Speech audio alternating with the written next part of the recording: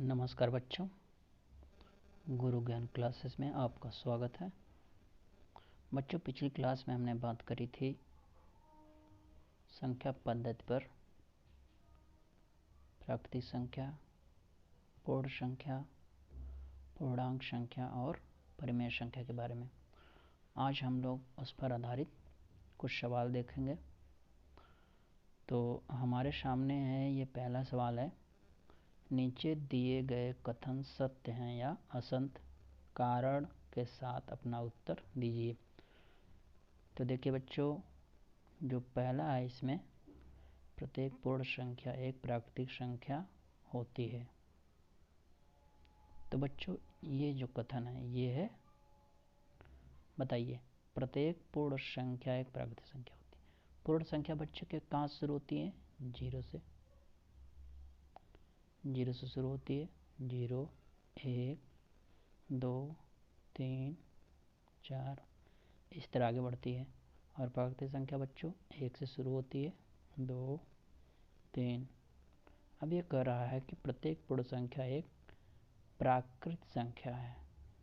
तो ये जो कथन है ये असत्य है, क्योंकि देखिए पूर्ण संख्या में 0 भी है जबकि प्राकृतिक संख्या में नहीं है। इसलिए ये कथन सत्य नहीं होगा, क्योंकि 0 प्राकृतिक संख्या नहीं है। तो ये हो गया असत्य।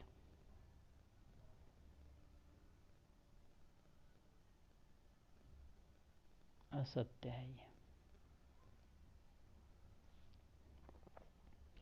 बच्चों, दूसरा सवाल है, प्रत्येक पूर्णांक एक परिमेय संख्या होती है। तो बच्चों ये होगा सत्य। अब देखिए कैसे।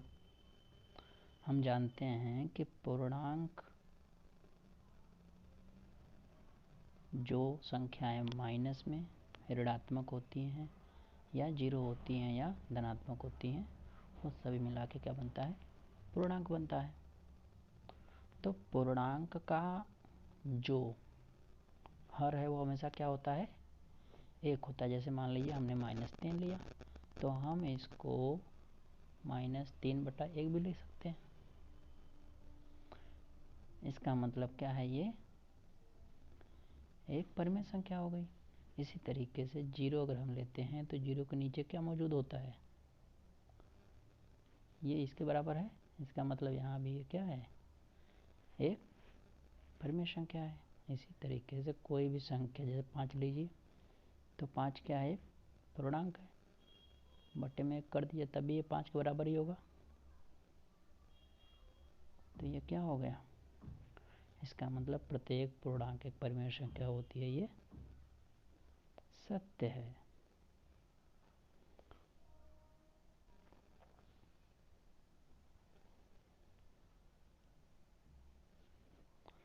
उसके बाद देखिए बच्चों, प्रत्येक परिमेय संख्या एक पूर्णांक होती है। अब ये लिख रहा है प्रत्येक परिमेय संख्या एक पूर्णांक होती है।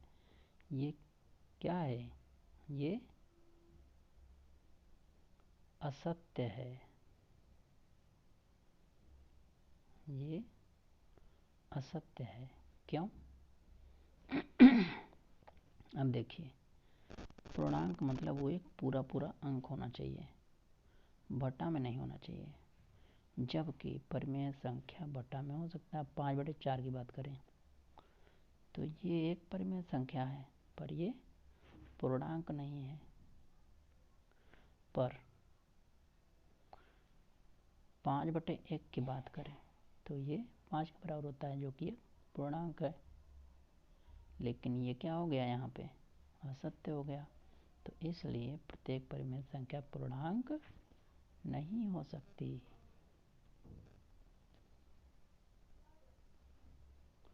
जबकि प्रत्येक पूर्णांक परिमेय संख्या होती है, जो कि दूसरा सवाल है। समझ गए बच्चों? तो चलिए अगले सवाल पर चलते हैं। तो अगला सवाल है, 1 और 2 के बीच की 5 परिमेय संख्या ज्ञात कीजिए। इस प्रश्न को हम कम से कम 2 विधियों से हल कर सकते हैं। तो विधियां कैसे, अब देखिए कोई भी दो संख्या मान लीजिए आपको दिया गया यहाँ पे, जैसे एक तो 1 है और दूसरा है 2। अब इसके बीच का अगर हमें निकालना है तो हम क्या करेंगे, 1 और 2 को जोड़ देंगे और 2 से भाग दे देंगे, दिया जाएगा 3/2। तो ये हो गया 1 और 2 के बीच का पहली संख्या। अब दूसरी संख्या कैसे निकलेगी, अब हम लेंगे, अभी पहली संख्या आ गई इस तरीके से, हो गया, इसके बीच आ गया 1। अब इन दोनों को लेंगे और आगे हल करेंगे।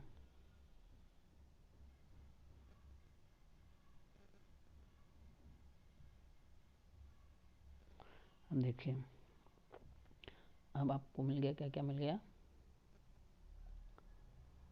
1 3/2 और 2।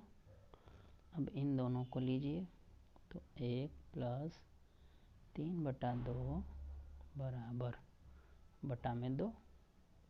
इसको आप हल कर लीजिए तो 1 + 3/2 क्या हो जाएगा, 2 1 का 2 1, 3 2 1 का 2 2 3 5, 5/2 हो गया।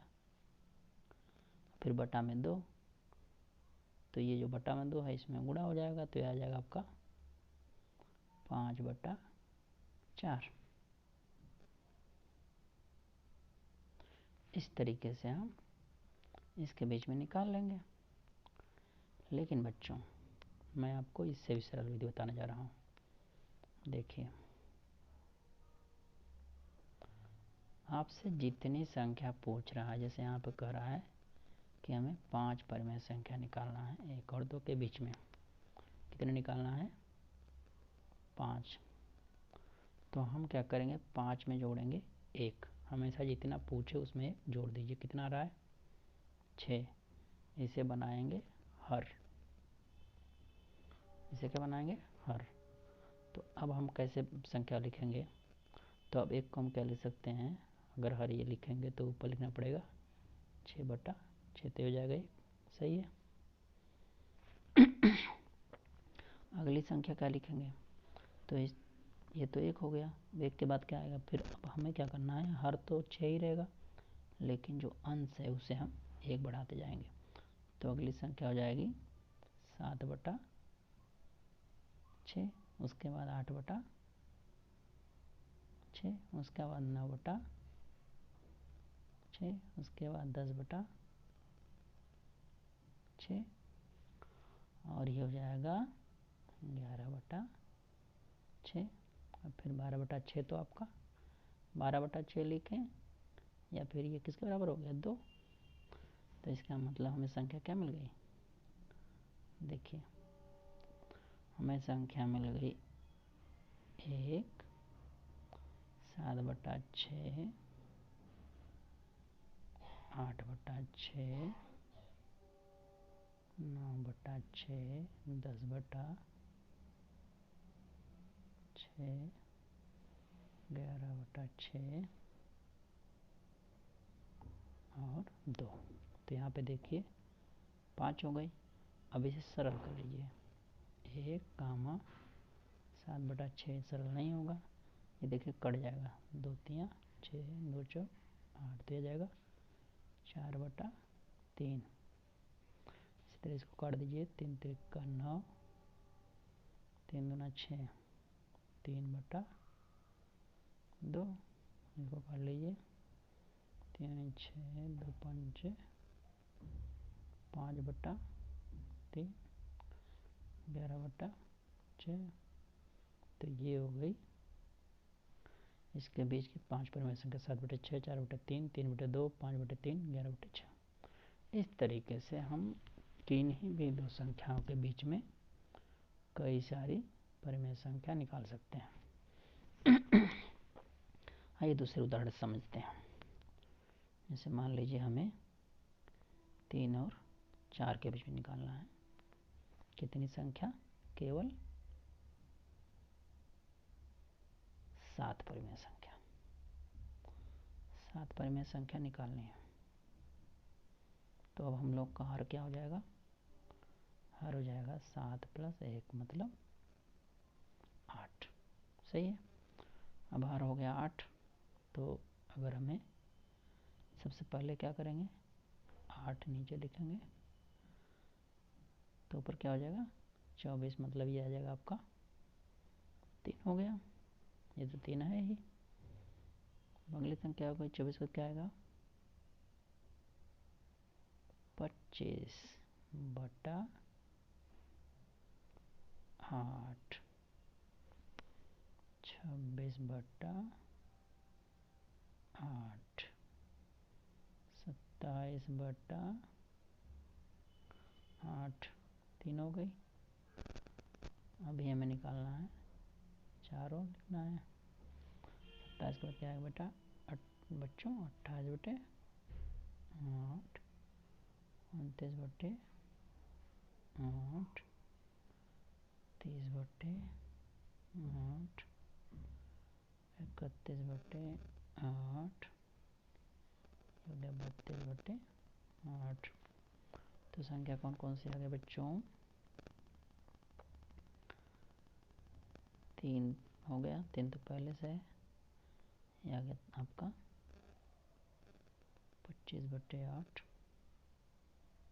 26/8, 27/8,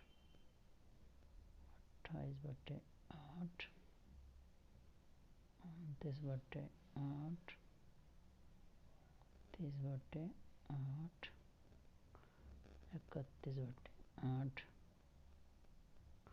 बच्चों ये जो आप देख रहे हो ये हो जाएगा 4 के बराबर, क्योंकि 3 और 4 के बीच में हमें निकालना है।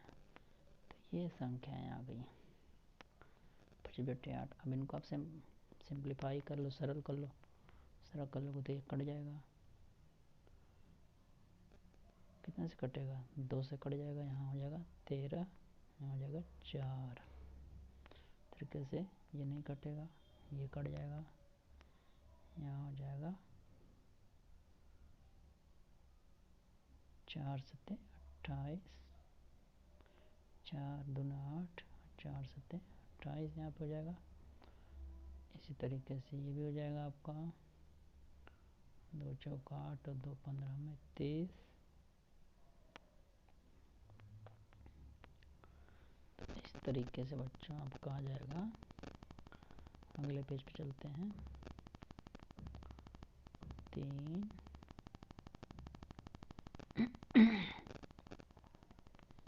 25/8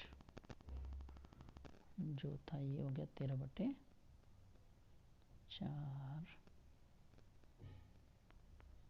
उसके बाद बच्चों 27/8, बच्चों 7/2 आ रहा है, 2 29/8,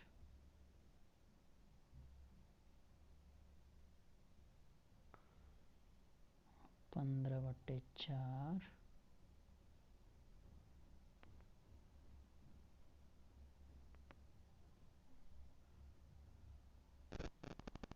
31/8।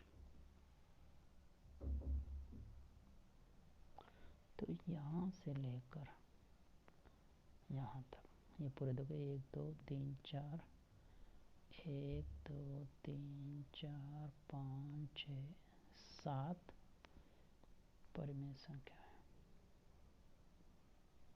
तो इस तरह बच्चे हम लोग क्या कर सकते हैं, किन्हीं भी 2 परिमेय संख्याओं के बीच में कई सारी परिमेय संख्याएं निकाल सकते हैं। किन्हीं 2 पूर्णांक संख्याओं के बीच में भी हम कई परिमेय संख्याएं निकाल सकते हैं। तो बच्चों 1 और 2 के बीच में और फिर हमने 3 और 4 के बीच में निकालना सीखा। चलिए बच्चों इस लेक्चर को हम यहीं समाप्त करते हैं और हमारा अगला लेक्चर जल्दी अपलोड होगा। तो बच्चों अभी तक अगर आपने इस चैनल को सब्सक्राइब नहीं किया है तो सब्सक्राइब कर लें और बेल आइकॉन को भी दबा दें, ताकि जब भी मैं अपना अगला लेक्चर अपलोड करूं आपको पता चल जाए और आप अगली क्लास को ले सके टाइमली। धन्यवाद।